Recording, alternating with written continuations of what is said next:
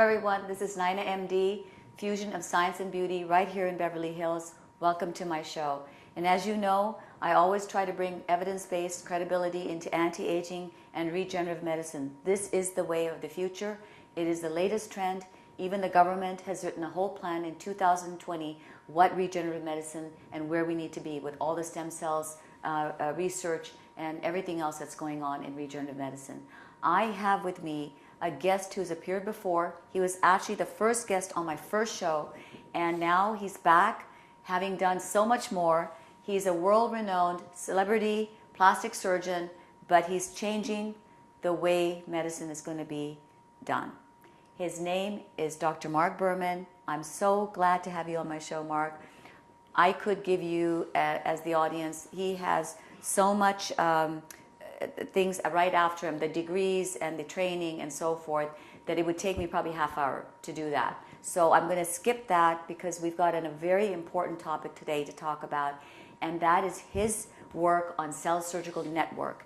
He has actually formed a network, Mark. You've formed a network of doctors all around the world that are actually coming up with these amazing protocols that are doing amazing things as far as stem cell goes. I'm going to just open it up and tell really what is going on with Cell Surgical Network and what is this entity about.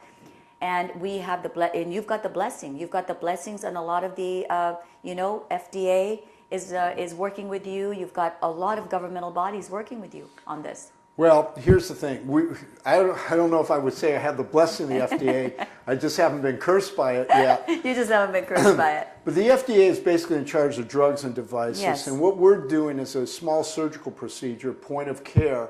But we are expanding into banking where we'll be able to take your cells and then multiply them. Now, before I get too far and talk about Cell Surgical Network, let me make one giant point. What we are talking about basically are stem cells. And stem cells fundamentally are basically unspecialized cells that haven't become, a final product. Right. Okay? And they can do two things. They can turn into that final product, which is what we call differentiate. Right. But also they can be replicated.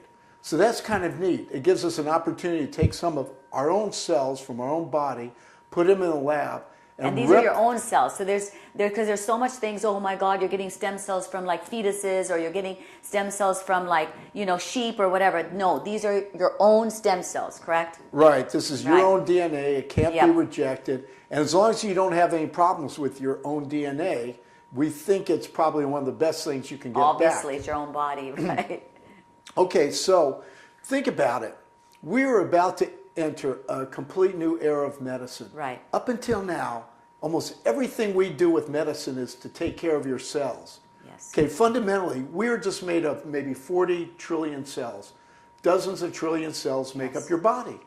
So if I give you an antibiotic, if I give you a supplement, if I have you eat well or diet, exercise, get a good night's sleep, everything we're doing is how do you make your cells healthier? Better, right. Even the hormones makes your cells better, right. And even when we talk about anti-aging medicine, it's all about how to make the cells live longer, okay? Yeah.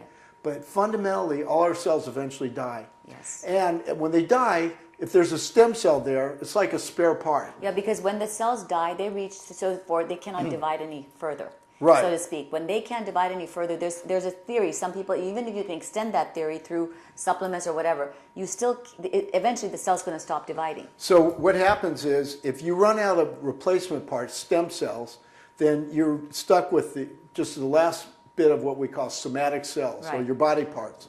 And in really simple terms, think of your heart.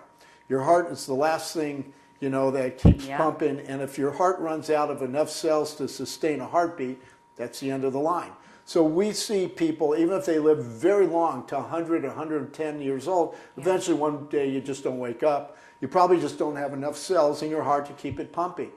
But if we can now go into a new era of medicine, replacement parts, what we're calling cell renewal therapy, CRT, by giving you cells, we can not only take care of chronic conditions like easy things like arthritis and things like that, and maybe even work on neurodegenerative conditions like Alzheimer's and Parkinson's and multiple sclerosis. We can, take care of pulmonary and heart things, but maybe we can also help people extend life in a healthy way for a longer period of time. So tell me, what is this So what is cell surgical network?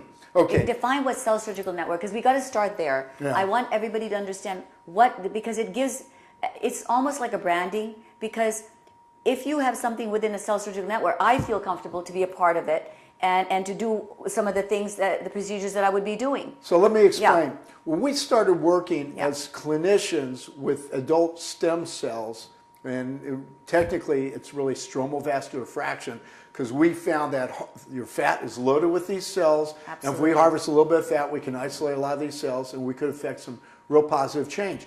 The problem is there has not been any real good investigative effort to collect this data in a uniform way. Yes. So all the work with stem cells has been done by largely PhDs in laboratories, and some of the medical doctors who work on stem cells have been like little fringe groups out and about. Yes. And they've learned some things that are very good, and they're doing some very good work, but they don't have the data to show for it. And Or they're to be not, able to share it and grow from it and learn from it. and so when my partner and I started this, first thing we did is we wanted to show that this was safe, so we formed a protocol that we got approved by Institutional Review Board under IRB Right. approval. And as we expanded, we got more and more different protocols that were IRB approved, but we also brought in more groups of doctors to use the same technology we were doing so they could recapitulate. In other words, show that the You results... do the same thing over and over again, The results right? we were getting, John Doe could get and Jane Doe could get, and everybody could get the same results as we got. But we needed to collect the data. So we invited all these doctors and all these different groups to learn our techniques. And they're from all over the world, right? From all over the world. Bangkok, China, We're Japan, in everywhere. 9 or 10 different cities Yeah. in China right now. I just came back from China 2 days ago, where we saw some of the most amazing stuff. If we have time, I'll tell you about. Yeah. But what we've been able to do is get these different doctors to use the same online database. Right. And we're collecting this tremendous amount of data. And now we can stratify the data, and we can see trends, and we can see where we can help people, where we can't help people, where we can improve those trends. On top of which, Cell Surgical Network has gotten big enough that we've actually started a research foundation. And so we have a research foundation called the International Cell Surgical Society, which has actually already contributed research money to different basic science studies. My son was one of the first groups to get funding for a rat study on concussion. Wow. And how amazing they were able to use stuff that we learned clinically, take it to the lab, and induce concussion in rats without having to cut open their heads and do crazy things to them. Amazing. Show that if you gave the rats concussion, they had problems for a couple of weeks until they got better. And my son did a simple project. He said, I want to give them SVF, stromal vascular fraction, by a vein, just an intravenous injection. Exactly. And his professor says, oh no, you have to give intra-arterial, you got to get the cells through the blood-brain barrier. He says, well, why don't we just start intravenous, because we're trying to see if this has clinical correlation. Exactly. And sure enough, when they gave the rats a concussion and they gave them the stromal vascular fraction, the stem cell solution, right at the same day as concussion, the rats continue to do well. Right, because they would go right, it circulates within, you know, a minute or so, Well, you go right to the brain where there is damages occurring. Exactly. So the concussion was a blood injury to the brain. It opened the blood-brain barrier. The cells got right in, and it repairs the blood vessels most likely, and mitigates the inflammatory And this condition. is why I really wanted you to come on the show, because I've been a proponent of trying to do things very non-invasively, and I met with so much resistance with so many specialists who said, no, anything that you do the stems, you've got to go either, if you're doing heart, you got to go intra-arterial, or if you're doing this, you got to do a procedure. And I'm saying no, but the circulation time is so short. We can easily have the stem cells, give them IV, and be able to go. There's where a the lot of injury is. reasons people are confused about stem cells, and I'll tell you why. A lot of the stem cells have been made in a bank, and when you make them in a bank and you collect them by expanding them, a lot of times they use an enzyme called trypsin to get them off the plastic. That's how they're processing. Those cells have a different conformation. They shape differently, and they tend to get stuck in the lungs. So a lot of people think, and they'll tell you, oh, stem cells get stuck in the lungs. When you use fresh stem cells that you made from your own body, you guys, SVF, they go right through the lungs to wherever they need to go. If you make the stem cells and grow them in the lab, there's different ways of growing them where they don't have those same problems. So a lot of people are confused. We already did studies where we treated heart disease, really bad congestive heart failure. With your own stem cells. With your own stem cells. We did it both ways. We did it directly to the heart in a cath lab, and we've done it intravenous, and we found there was no significant difference. Exactly. Now we have to get a lot more people, a lot more studies to really validate this, but we're pretty sure that with stromal vascular fractions, not any significant difference. So why take all that extra risk when a simple intravenous injection can do the same thing? So, Dr. Berman, you were saying about, again, we figured out that IV, there's really no significant difference between really IV versus giving sometimes intraarterial, right? We've actually found that we can go into the cath lab and give it right into the heart, but we found we get the same results if we give it intravenous. Fabulous. So it's just as easy and to so give minimally intravenous. invasive, right? I mean, exactly. the cells will home into the area of damage. And the more acute the condition, closer to the injury, the quicker those cells will see that injury and go to it. We're treating mostly people who have been multiple treatments for different chronic conditions. And we're still getting results, positive results. Imagine how much easier it would be if you get somebody acute, closer to the injury. Right. Yeah. Absolutely. So this is really exciting. And so for this reason, I'm saying to you, Cell Surgical Network is probably helping lead the way into this new generation of medicine. Because we're it's going defining into the protocols. cell replacement. Yeah, and Cell Surgical Network has now, it's got the same protocol that's going to be used worldwide, number one. We're going to get data, we're going to be able to collect data worldwide, and then we can follow that, and at the same time it's minimally not invasive. Exactly. So I mean, you can get better. And last point, I know but the last point excites me, it's your own stem cells. I mean, how much, you can't get any better than this. Well, we think it takes away the whole problem with embryonic stem cells. Absolutely. For sure. And then you have your own stem cells, and we can replace them over and over and over again, probably indefinitely. Now, this takes us to a whole new area that we haven't been able to do before. And by getting all this data, we can look at areas where we need to improve it and make changes. So it's very flexible, very fluid way of doing medicine. How are you dealing with there's so much research and doctors that are really proponents of sometimes fetal stem cells, or elsewhere in the world they're using sheep stem cells or mesenchymal stem cells that are in a lab. How are we dealing with that? I mean, how do you deal with that? Listen, I used to think that somebody's going to come along with cells in a bottle and that it was going to displace us. Honestly, I think we have the disruptive technology. And the reason is, what we can do is so easy and so inexpensive. You can treat anybody by doing a mini liposuction procedure on a straight local. The whole thing takes 5 to 10 minutes. And the patient goes out for coffee. And an hour later, they come back and they have their cell solution. Now, we can also take a sample of that, send it to the lab, bank it, and expand it so they have multiple solutions that they can get over and over again afterwards without having to do liposuction over and over again. In other words, you can bank the stem cells, these are your own stem cells, and then they can be expanded, meaning they can replicate into now another series of where you can get your stem cells again. It's bioinsurance. In fact, we set up another company called Cells on Ice just for that. Wow. So the Cell Surgical Network is the network of doctors doing the initial gathering, initial point of care procedures. And when we bank it through Cells on Ice, so we can have your cells ready to go when you need them. And that could be either for an emergency or it could be for aging What about process. for diabetes? So, more than 80% of the statistics is alarming. And especially in the Mideast, when I was the only ambassador, the first question I got asked is, we have diabetes just going in epidemic proportions. And as you know, diabetes is in a way an autoimmune condition because the pancreatic cells are getting destroyed. And so, again, have you done any work with diabetes? I haven't so much in our network because we've been focusing on more obvious chronic conditions we can deal. There is a lot of evidence out there that you can treat diabetes with cell therapy.